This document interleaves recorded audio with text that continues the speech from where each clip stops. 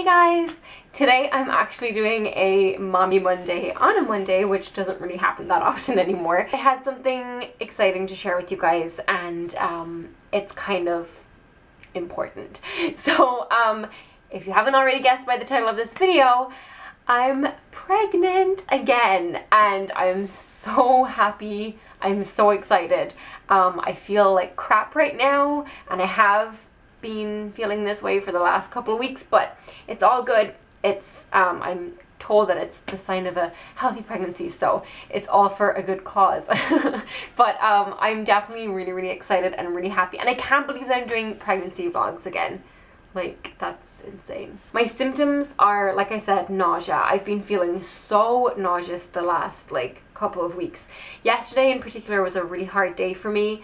I just felt sick like the whole time, and just even if I was hungry, my body was like not allowing me to eat because it just felt sick every time I even smelled food, you know?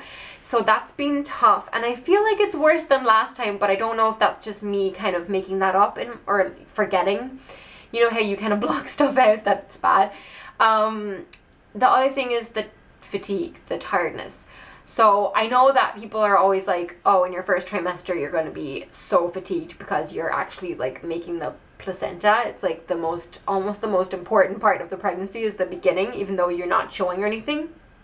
And so I remember from last time I was so exhausted, but this time around I'm breastfeeding as well, and I'm doing it about 2 or 3 times a day, sometimes more, because she's waking at night, and it's just kind of like, I don't know, can she sense that I'm pregnant or what? But I'm talking about Amelia now. I didn't even say her name, but yeah, Amelia.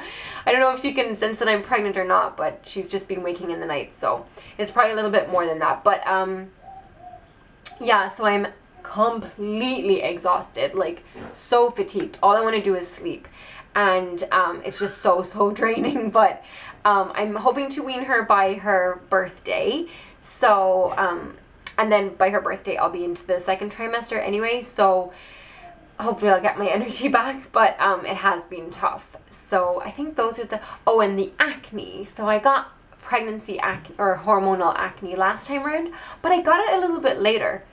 This time around it seems to have cropped up earlier. Maybe I'm remembering this wrong. I have to go back and watch my pregnancy vlogs, but I have it like all over. I have it on my chin, jawline, up here as well, but it's like, okay, today it's okay, but like over the last few days it was getting to the point where it was sore and painful, and that's not nice. Another thing that I had was bleeding gums. When I brush my teeth and like spit out the toothpaste, it comes up red. So that's not nice, but I didn't get that last time, I don't think. At least I don't remember. So that's kind of interesting. As far as like knowing whether it's a boy or girl, I have no idea, obviously. But I have no feeling. Last time I kind of thought it was a boy, and of course I was wrong. So I think this time I have like no preference really.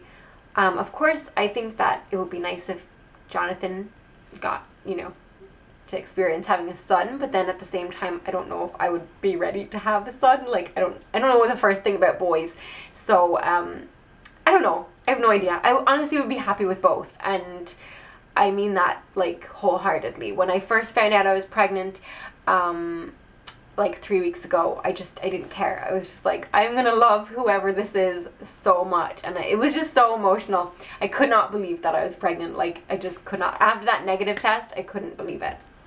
So I think that's everything. Other than that, I don't have any cravings really.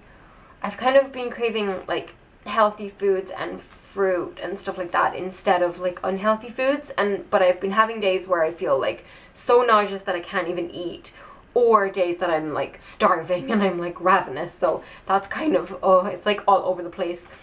Oh yeah, so my weight. Okay, so my start weight, I completely forgot about this. My start weight was lower than the last time. It was actually 114.8. So I'm just gonna say 115 because I personally feel that that's a little bit low for me, for my body. I just think that I am better off when I'm kind of in between 115 to 120. That's like my natural kind of weight. And after I came back from the holiday. I think just because I had been sick and things like that, I think it dipped a little bit lower. So that's kind of too low for me. I just think it's not really healthy. So I have gained weight since then, so I'm happy with that. So since like 3 weeks ago, I'm now 117. So I'm happy with that because I think that's just a healthier weight to be at. So yeah, I'm just gonna say my start weight was 115. But my start weight the last time around was 117. So I'm up there now, and I'm happy with that, like I said. So my height, by the way, is 5'4". I used to think I was 5'5.5", but then I was measured the last time I was pregnant, actually, in the hospital, and it was only 5'4". So I don't know, did I shrink, or maybe I was measured wrong the first time around, I don't know. But yeah, so those are my kind of measurements. I will be doing bump updates on my blog as well, so check those out if you want to see pictures of the belly. And I'm gonna do a bump shot now. Okay, so here's the belly for 8 weeks. I think I don't know, I think I'm showing a little bit more than last time around. But you guys can let me know what you think. I think I am a little bit. I think that's because the uterus is like already being stretched out, so it kind of knows what it's gonna do. But that's the belly. I have goose pimples because it's cold. That's the belly for 8 weeks. So that's it for this week. I will be doing these updates every Monday because my weeks change over on a Monday. How crazy is that? Like, just like last time. It's so weird. It's like this pregnancy is going like clockwork, just like the last one. It's weird. Maybe that means that it's another girl. I don't know. But so yeah, thank you so much for watching this video, and be sure to check back next week for my 9-week one, and I will talk to you guys. I'm going to talk to you for a few minutes about pregnancy and delivery in dogs. This is a really comprehensive subject, so obviously I can't cover it all just in this one little vignette here, but certainly if you have other specific things you want addressed, we can look at that, doing that in the future. So everybody loves the miracle of birth. It's great. Everybody likes to see either humans or puppies or cats or horses being born. And I've heard many times in the exam room that, hey doc, we just want to breed them one time so the kids can see the puppies be born. And I would encourage you to find other ways to see puppies or kittens be born instead of breeding animals that maybe shouldn't be bred. So think about that. And you can also look at some of the videos that have been attached here, like Muffy's puppies and all the other dogs that have shown births here, and realize that none of those animals were bred just to be videoed. They were bred because either it was accidental in a stray, that type of thing, in a shelter dog, or because they were purebred dogs and they were meant to be bred because they were good dogs. So anyway, responsible breeding, very important. And usually only purebred dogs that have gone through a number of checkups for their health should be bred. Dog gestation period is about 63 days plus or minus 5 days is kind of the rule of thumb. I'm not going to talk much about cats, but just so you know, their gestation period is about the same. It's about 65 days plus or minus 5. When I refer to gestation period, that means from the time that they have conceived until they birth the puppies or kittens. Litter size can be hugely variable, anything from a singleton puppy, which would be 1, up to some of these larger breeds can have like 13 puppies. So I would say the average is more like 3 to 7 puppies, you know, depending on the size of the dog and the breed. So how can you tell if a dog is pregnant? Well, first of all, you may have witnessed the breeding, and hopefully if you're breeding responsibly, you did witness it and you know what days the dogs were bred. So in those cases, you can feel pretty secure that you've got an animal that's been bred. If you don't know, or you're just not sure, there's a couple of ways that veterinarians can help you determine that. There is a hormonal test, and I actually haven't done that one very often, but there is a pregnancy test for dogs, and I believe they have to be around 30 days for that one. I don't know how commonly it's used unless you go to a reproductive doctor. Probably the most common thing that I've done over the last 20 years would be on about day 21 to 30, if a dog is presented to the clinic, I can sometimes palpate the puppies in the uterus. And this is kind of obviously a time-honored technique that isn't always successful and does have some dependency on the veterinarian and their skill at palpating. But that is something you can consider doing. Ultrasound is a great way to look for puppies. Again, they probably need to be about 21 days pregnant to feel good about what you're seeing on ultrasound.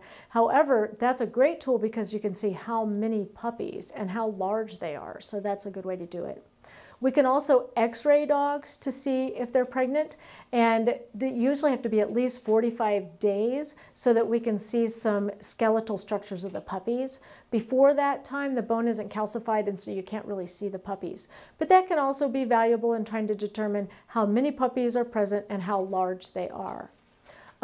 So basically there's a number of different things you can do to determine if they're pregnant. Probably the most common thing though is for you just to know that they got bred and kind of count the days and know that they probably got pregnant, because dogs are pretty fertile. So how do you prepare? You want to provide a clean, dry, warm place for them to be able to deliver, preferably with some kind of a nesting box or a whelping box. Dogs do like to nest in blankets and, you know, deeply into bedding to be able to do their delivery. It's a good idea to increase the foods that they're eating by about 25% during pregnancy, and it may even have to be higher during the lactation period. One thing you can do to help determine the date, when it gets within about 2 weeks, you can monitor the body temperature of your pet just by using a rectal thermometer. And that normal temperature should be around 100 to 102 degrees, could be as low as maybe 99.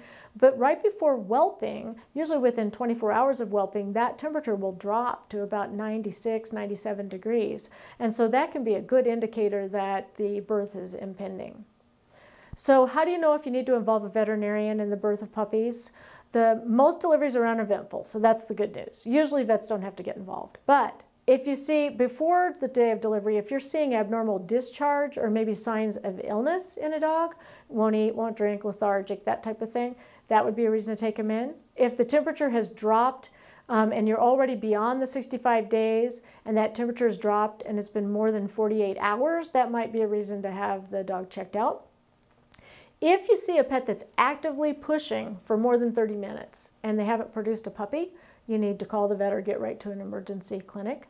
Now, if they have off and on signs of labor, then that's not quite as critical. But if that's happening for more than 2 hours, another good reason to call the vet.